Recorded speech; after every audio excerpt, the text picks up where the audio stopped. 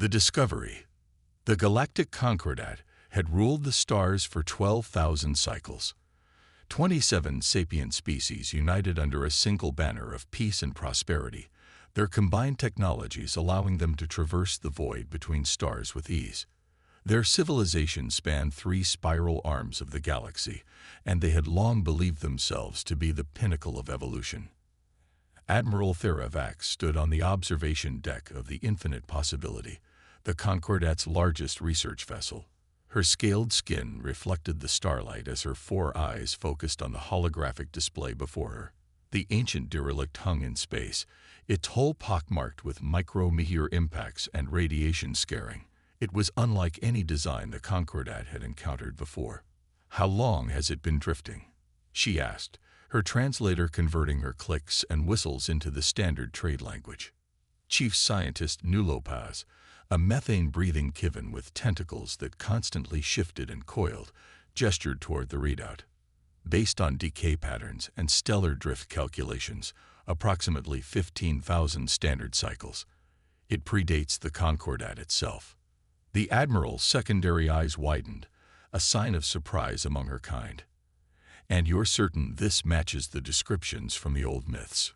"The evidence is compelling," Nulopaz replied, bringing up another display showing ancient texts and illustrations. "The configuration, the materials, even the symbols we've managed to identify. This was built by the species known in legend as humans." The word hung in the air between them. Humans, mythological creatures from children's stories. Supposedly bipedal, soft-skinned beings that had once traveled the stars before vanishing into legend.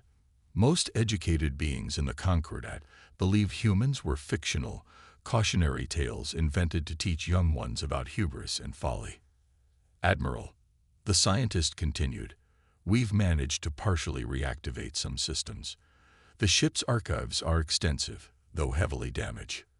But what we've recovered confirms it. Humans were real." "Real, but extinct," the Admiral corrected. "If this vessel is 15,000 cycles old, whatever civilization built it is long gone." "Perhaps," Nulopaz conceded, "but their technology, it's extraordinary. Some components function on principles we still don't fully understand. If we could reverse engineer even a fraction." "We'll proceed with caution," the Admiral interrupted. "Begin documentation procedures and prepare to tow the derelict to the Helios Research Station. Highest security clearance. This discovery doesn't leave this ship until the High Council decides otherwise." 3 cycles later, the great minds of the Concordat gathered at Helios Station. The derelict had been secured in a massive containment bay, surrounded by research platforms and scanning equipment. Representatives from all 27 species crowded the observation galleries, their chatter creating a cacophony of sounds that the translation systems struggled to process. High Counselor, or Emlak, the elected leader of the Concordat and member of the long-lived Drenari species, raised his arms for silence. His crystalline exoskeleton glittered under the lights. "Esteemed colleagues," he began, "for thousands of cycles, we have believed ourselves to be the first great unification of star-traveling species. Our histories spoke of isolated civilizations that rose and fell before we achieved unity. But never did we imagine that the legends of humans, those creatures of myth, might be based in fact." Murmurs rippled through the assembly, some of disbelief, others of excitement. "I now invite Chief Scientist Nulopaz to present the preliminary findings." The Kivin scientist floated forward, his environmental suit humming. The main display activated, showing detailed scans of the derelict ship. The vessel measures approximately 1.2 kilometers in length. Its propulsion system appears to utilize principles similar to our Fold space drives, but with significant differences that suggest it may have been more efficient than our current technology. The hull composition includes elements and alloys we've never encountered before, with remarkable resilience to radiation and physical stress. Images shifted to show interior compartments. These spaces were designed for bipedal creatures averaging 1.7 to 1.9 meters in height. The ship was clearly a long-range exploration vessel, carrying approximately 300 crew members. A new image appeared, a partially reconstructed symbol showing a blue and green sphere with a stylized emblem beside it. This appears to be their insignia. We believe it represents their homeworld and possibly their species name. Our linguists are still working on translating their writing system, but preliminary analysis suggests these symbols read Earth and Starfarer Initiative. Laughter erupted from the Torani delegation. Councillor Zoth-Nar, known for his conservative views, stepped forward. His massive frame and thick hide marked him as a species evolved from apex predators. Are we truly to believe that these humans, creatures from bedtime stories, used to frighten children, not only existed but created technology that rivals our own? Technology that supposedly predates the Concordat. This is absurd. New Lopez's tentacles rippled with irritation. The evidence shows an abandoned vessel of unknown origin. Zoth-Nar interrupted.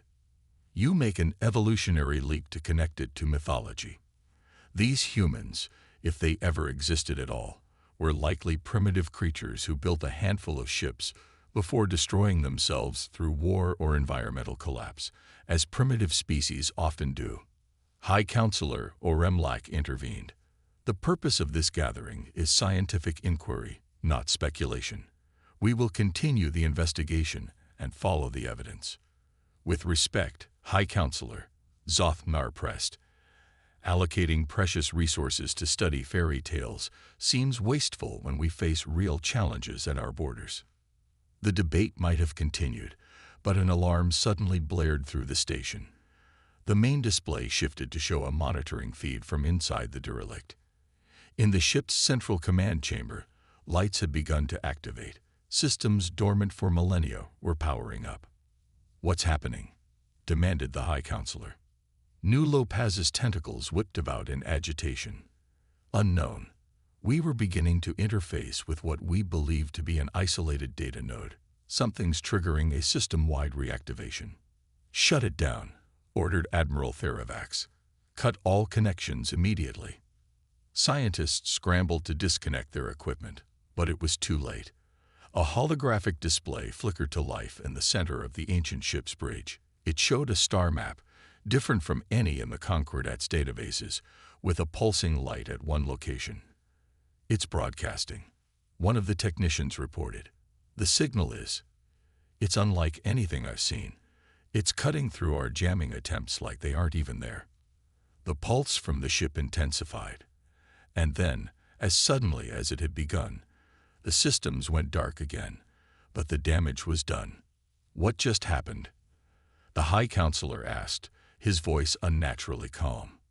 New Lopez studied the readings before responding. It appears to have been an automated distress beacon. The ship detected our presence and sent a signal. To whom? Admiral Theravax demanded.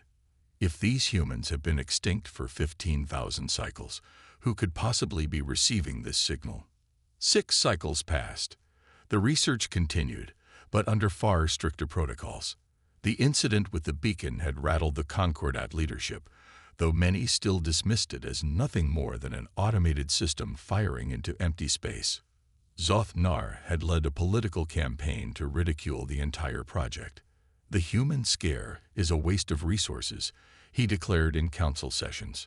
Next we'll be hunting for the shadow creatures said to live between stars. His mockery found fertile ground. Soon, believing in humans became shorthand throughout the Concordat for gullibility or scientific overreach. Satirical entertainment programs depicted bumbling scientists finding evidence of other mythological creatures. Meanwhile, at Helios Station, real progress was being made. Researchers had managed to recover data fragments from the ship's archives. Historical records, scientific logs, even personal journals written by the crew. The picture emerging was fascinating. Humans had indeed been a spacefaring civilization, one with remarkable adaptability and resilience. On the 43rd day after the beacon incident, everything changed. Admiral Theravax was reviewing security protocols when the alert came through. A vessel of unknown configuration had appeared at the edge of the Helios system. It had not used any known entry point or jump gate. It had simply appeared, as if materializing from nothing. Configuration, she demanded as she strode onto the command deck. Unknown, Admiral. Size approximately 3 kilometers in length. No external weapons visible, but energy readings are significant. Hail them. We've been trying. No response on any frequency. The Admiral studied the visual feed. The ship was sleek and elegant, with flowing lines that suggested incredible speed despite its size. It was beautiful in a way she couldn't quite articulate. "It's moving," reported the tactical officer. "On intercept course with the station. Current velocity." "This can't be right." "Report." Theravax barked. "It's accelerating at rates that should tear it apart. It will reach our position in less than 20 minutes. The Admiral immediately issued station-wide alerts and ordered defensive systems activated.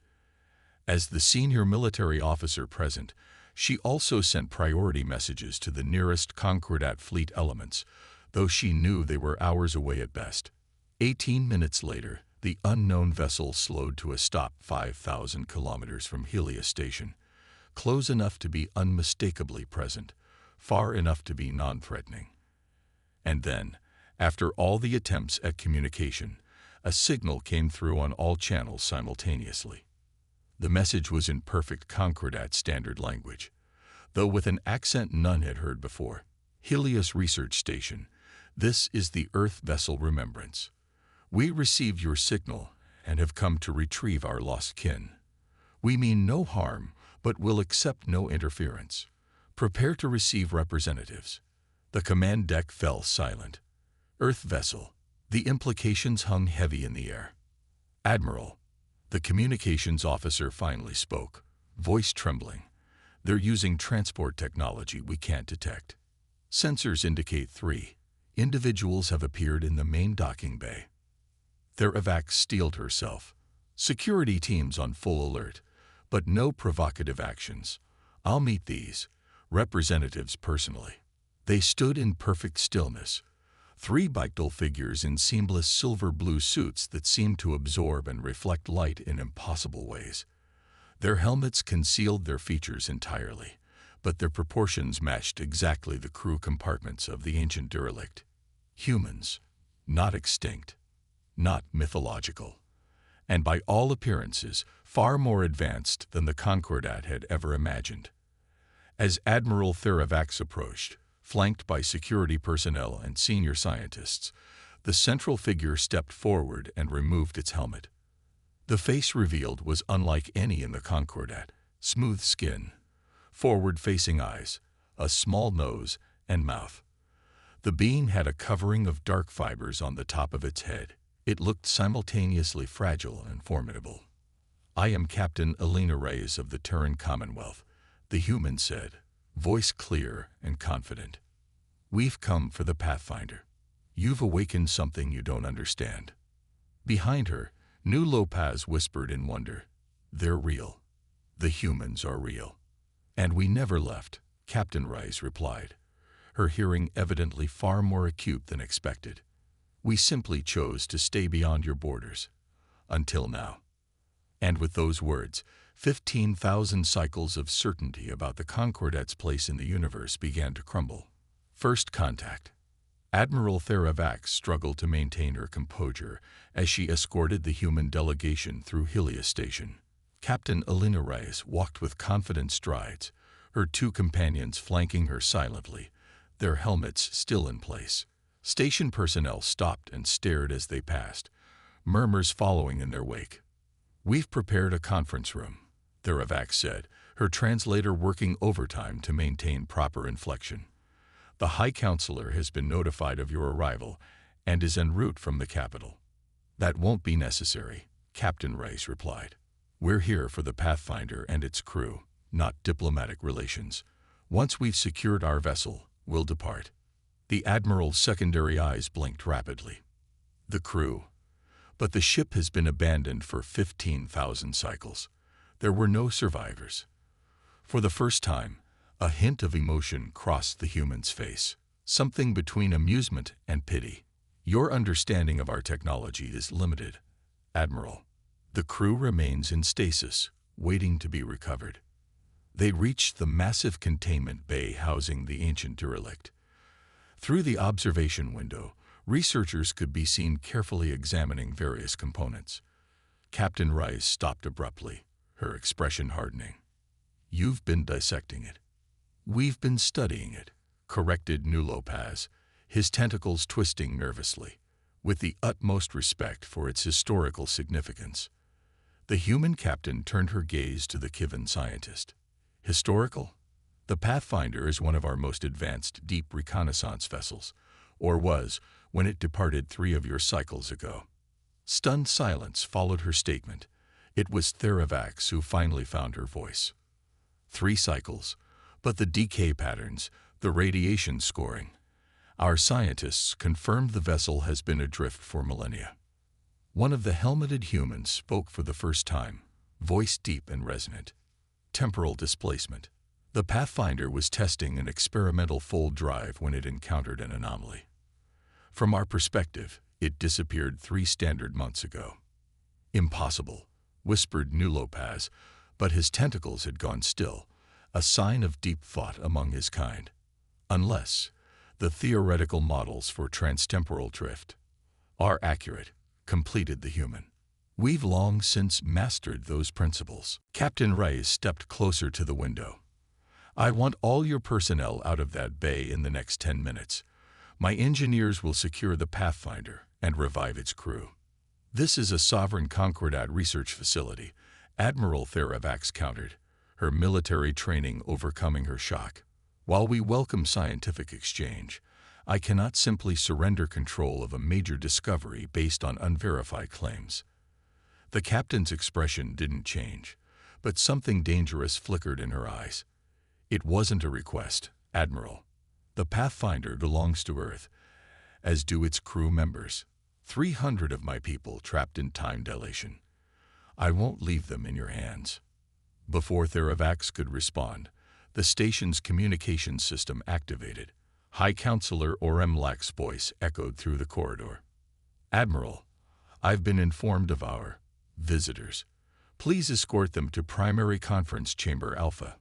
I'll be arriving within the hour." As the transmission ended, Captain Rice smiled thinly. "It seems your leadership wants to talk after all. Very well, we can spare an hour." The Concordat's top officials had gathered with remarkable speed. Around the circular conference table sat representatives from 12 of the most influential species, with High Counselor Oremlak at the head position. Captain Rice and her 2 companions, now identified as Commander Takashi Hirota and Dr. Sophia Chen, sat opposite.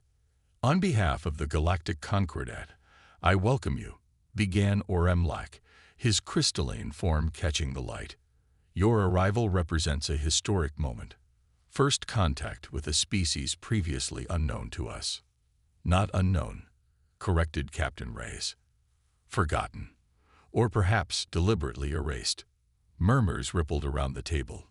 Counselor Zothnar, who had arrived minutes earlier, leaned forward with his massive frame. "You claim your kind was known to us before. There is no record of humans in our histories, only in children's tales." Commander Hirota had removed his helmet, revealing angular features and eyes that seemed to miss nothing. "Your histories are incomplete, Counselor. Humanity made contact with several of your precursor civilizations over 20,000 years ago. The encounters were not always peaceful." "This is absurd," Zothnar growled. "You appear from nowhere with technology that defies our understanding, claiming to be creatures of legend, and expect us to believe you've been watching from the shadows for millennia." Dr. Chen, the 3rd human, spoke quietly. Her voice was soft, but carried an undercurrent of steel. "We haven't been watching you. We've been avoiding you." The silence that followed was profound. High Counselor Oremlak recovered first. "Perhaps we should focus on the immediate situation. You've come for your ship and crew. We have no wish to detain what rightfully belongs to you. However, this discovery represents an unprecedented opportunity for scientific and cultural exchange." "The High Counselor is correct," added Thaxven, the Meldari representative known for diplomatic skill. If your people truly possess the knowledge and technology you claim, a cooperative relationship could benefit both our civilizations. Captain Rise exchanged glances with her companions before responding. The Commonwealth will consider limited exchanges, but first, we retrieve our people. Once the Pathfinder and its crew are secured, we can discuss potential relations. A reasonable approach, Oremlak agreed. Admiral Theravax will provide whatever assistance you require. Zothnar slammed a massive fist on the table. This is premature. We know nothing of these humans or their intentions. For all we know, they could be an advanced scouting party for an invasion force. If we wanted to invade, Commander Hirota said evenly, this station would already be under our control. The Remembrance could have destroyed your entire defense fleet before you detected its presence. Is that a threat? Zothnar demanded. An observation, replied Hirota. We're not here to threaten anyone, but neither will we be treated as interlopers when we've come to rescue our own people. High Counselor Oremlak raised his hands for calm. No one is suggesting hostile intent on either side. We will proceed with the recovery operation immediately, and afterward, perhaps Captain Rice would honor us with a proper exchange of historical and cultural information. The human captain nodded once. Acceptable. But I wanted on record that any attempt to interfere with the recovery or to acquire our technology without permission will be considered an act of aggression. The recovery operation proceeded with remarkable efficiency. The human engineers, transported directly from the Remembrance, moved with practiced precision. They attached devices to key points on the Pathfinder's hull, establishing what they called a temporal stabilization field to prevent further degradation. From an observation platform, Admiral Theravax watched alongside Dr. Chen. Several Concordat scientists had been permitted to observe, including Nulopaz, who could barely contain his excitement. The principles they're employing, the Kivin scientist whispered to the Admiral, they shouldn't be possible. Their understanding of space-time mechanics must be centuries beyond ours. Try millennia, Dr. Chen said casually, her hearing apparently as keen as Captain Ray's. What you're witnessing is actually fairly standard technology for Commonwealth vessels. How is it possible, Theravax asked carefully, that your civilization has advanced so far without our knowledge? The Concordat spans 3 spiral arms of the galaxy. Dr. Chen smiled. The galaxy is larger than you imagine, Admiral. And humans, we've always been explorers by nature. When we realized how crowded this neighborhood was becoming, we simply went further. Before Theravax could press for details, an alert sounded from the engineering team. The Pathfinder's main hatch was opening. What followed was nothing short of miraculous to the Concordat observers. Human engineers entered the ancient vessel and, within hours, had restored power to its critical systems. The stasis chambers, previously misidentified by Concordat researchers as storage containers, began to activate one by one. They're alive, breathed Nulopaz as the first crew members emerged, disoriented but very much alive despite their 15,000-cycle journey through time. How is this possible? Suspended animation coupled with temporal field generation, Dr. Chen explained. Their subjective experience is of having been asleep for a few hours, though their bodies have aged perhaps a few weeks at most. The recovery continued throughout the day. Medical teams from the Remembrance tended to the awakened crew, while engineers secured the Pathfinder systems. Captain Rice had insisted that no Concordat personnel be allowed aboard during this process, though she did permit limited scans from a distance. As night cycle approached on Helios Station, nearly 200 crew members had been revived. The atmosphere had grown increasingly tense, however, as certain station personnel took a keener interest in the proceedings than seemed appropriate. Commander Hirota noticed it first. Specialized scanning equipment positioned at key observation points, and communications that bypassed the station's main systems.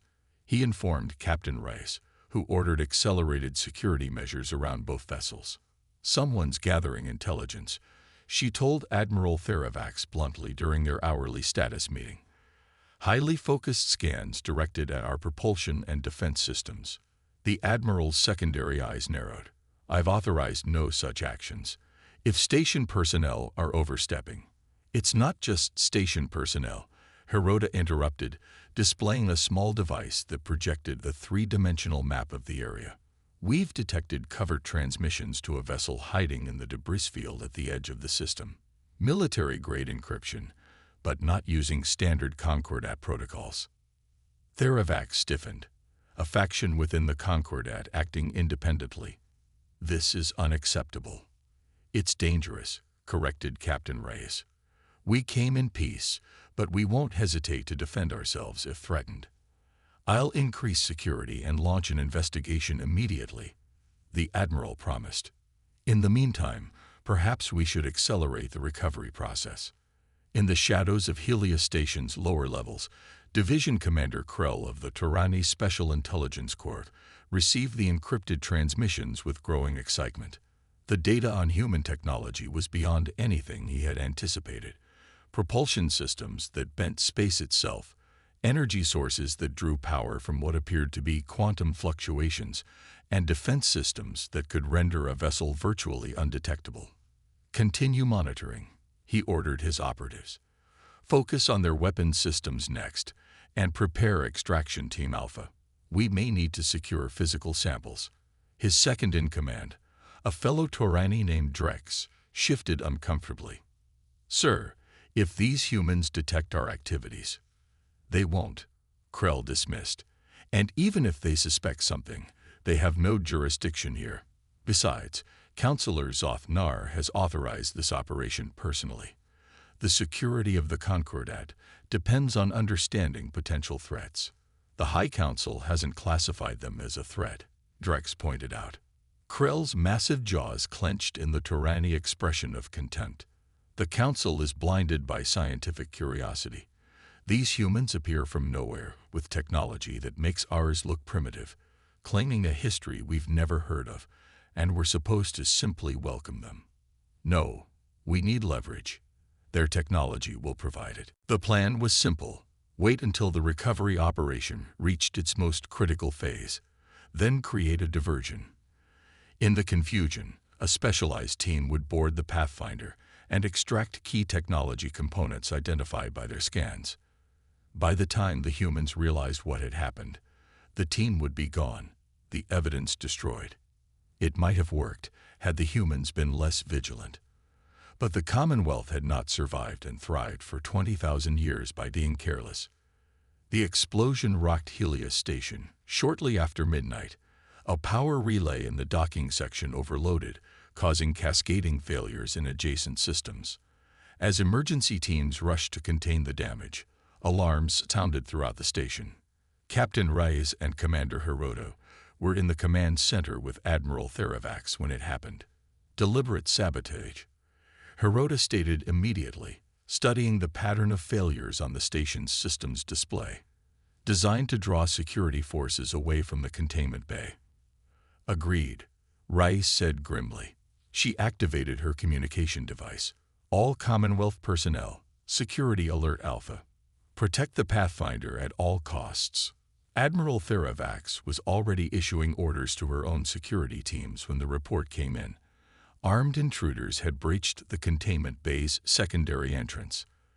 The station's internal sensors had been compromised, leaving them blind to the attackers' movements.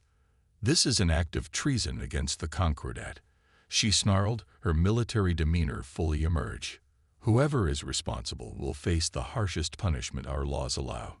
We can discuss justice later, Captain Reyes said, already moving toward the exit. Right now, my people are in danger. The events that followed would later be pieced together from fragmentary evidence and testimony. What was clear was that Krell's extraction team, composed of elite Torani operatives, encountered far more resistance than expected. The human security personnel defending the Pathfinder employed weapons and defensive tactics unlike anything the Concordat had developed. By the time Captain Reyes and Admiral Theravax arrived with reinforcements, the containment bay had become a battlefield. Energy discharges scorched the walls, and several bodies, both human and Torani, lay motionless on the deck. Commander Hirota intercepted them at the entrance. "We've secured the Pathfinder, but they managed to breach one of the engineering sections. 3 of our people are down, 2 critically." "And the attackers?" Admiral Theravax demanded. 4 dead, 3 captured," Hirota reported grimly. "They were using military-grade weapons and had detailed schematics of our vessel's layout. This was a planned operation with high-level intelligence." Theravax's scales darkened with rage, a visible sign of extreme emotion among her species. "I want those prisoners interrogated immediately. This attack was not authorized by the Council or High Command. They carried Torani special intelligence identifiers," Hirota said, suggesting involvement at the governmental level. Before the Admiral could respond, Captain Rice emerged from the Pathfinder, her expression cold as space itself. "2 of my engineers are dead, Admiral. Killed while trying to protect wounded crew members. This is not how the Commonwealth expected to be welcomed into your Concordat. Captain, I swear to you this was not sanctioned." "Perhaps not by you," Rice cut her off. "But someone with considerable authority orchestrated this attack. Until we identify who and why, the Commonwealth must consider this an act of hostility." High Counselor Oremlak arrived moments later, his crystalline form vibrating with distress. When informed of the situation, he immediately declared a station-wide lockdown and ordered a full investigation. "This is unconscionable," he told Captain Reyes. "I offer my deepest condolences for your losses and my personal guarantee that those responsible will face justice." "Justice won't bring back my people," Reyes replied. "We came to rescue our lost expedition, not to start a conflict.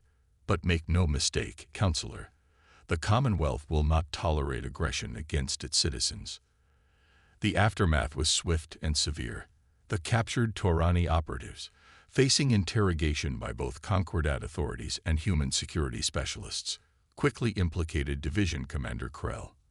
When cornered, Krell revealed that he had been acting under orders from Counselor Zothnar, who had authorized the operation to secure human technology for study and potential defense applications. Zothnar denied the accusations vehemently, but evidence recovered from Krell's secure communications left little room for doubt. The council chamber erupted into chaos as allegations and counter-allegations flew between factions. "Captain, I swear to you, this was not sanctioned." "Perhaps not by you," Reyes cut her off. "But someone with considerable authority orchestrated this attack. Until we identify who and why, the Commonwealth must consider this an act of hostility." High Counselor Oremlak arrived moments later, his crystalline form vibrating with distress. When informed of the situation, he immediately declared a station-wide lockdown and ordered a full investigation. "This is unconscionable," he told Captain Reyes. "I offer my deepest condolences for your losses and my personal guarantee that those responsible will face justice." "Justice won't bring back my people," Reyes replied. "We came to rescue our lost expedition, not to start a conflict. But make no mistake, Counselor, the Commonwealth will not tolerate aggression against its citizens." The aftermath was swift and severe. The captured Torani operatives, facing interrogation by both Concordat authorities and human security specialists, quickly implicated Division Commander Krell. When cornered, Krell revealed that he had been acting under orders from Counselor Zothnar, who had authorized the operation to secure human technology for study and potential defense applications. Zothnar denied the accusations vehemently, but evidence recovered from Krell's secure communications left little room for doubt. The council chamber erupted into chaos as allegations and counter-allegations flew between factions. Through it all, Captain Rice and her team continued their recovery operation with grim efficiency. Within 48 hours, all surviving crew members of the Pathfinder had been revived and transferred to the Remembrance. Engineers had stabilized the ancient vessel enough for towing.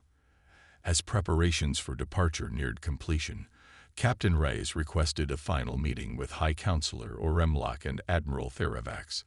They gathered in a small, secure conference room away from the political turmoil engulfing the station. The Commonwealth has existed in peace for thousands of years. Rise began without preamble. We left this region of space long ago because we saw the pattern forming. Species reaching for the stars, finding each other, and immediately thinking in terms of dominance or submission. We chose another path. Yet you maintained your weapons, Theravax observed. We maintained our ability to defend ourselves, Rice corrected. There's a difference. We have no desire for conquest or control over others.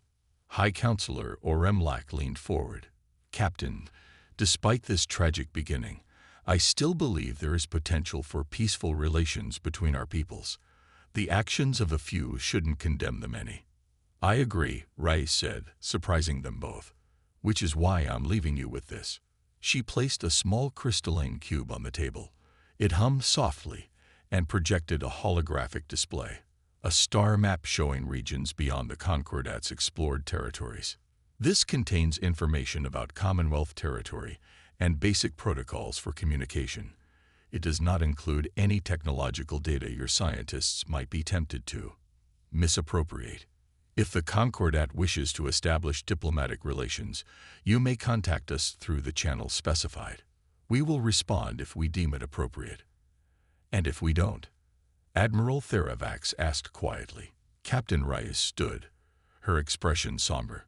Then we will return to our mutual ignorance of each other. But understand this, we know you now.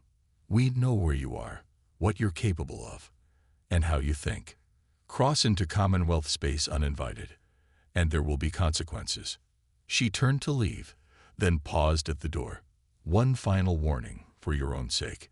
The universe is larger and more complex than you imagine. There are forces at work beyond your current understanding.